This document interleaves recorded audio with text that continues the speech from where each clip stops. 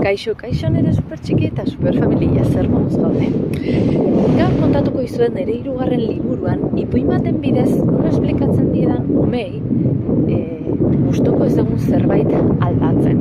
Eta da 3 buruen erensugearen ipuinaren bidez. Guk 3 buru dauzkagu, bai? Bat esaten deguna suprakontzientea dena, aukera guztiak daudena. Bigarrena, subkontzientea, sinismen guztiak dituguna. Guk egiatzat jotzen dugun hori.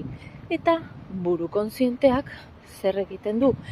Uste dugun hori aurrera eraman. Beraz, junbergea, bigarren garunea, ja aukeratuta, garun orokorretik ze molde berri nahi dugun demagun, ausartago izan nahi dugula.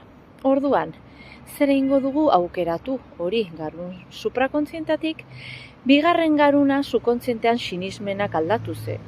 Hor dugu pentsatuta, beldurtea gehala, aldatu behar dugu ideia hori eta gero egunerokotasunean jokatu jada ausartak bagina bezala. Pausoak eman behar dira.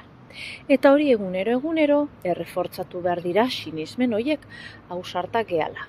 Eta gero eta ekintza gehiago egingo dituzu ausarta sentitzen zaituztenak. Ez galdu 3. liburuko 3 burudun erensugearen ipuina.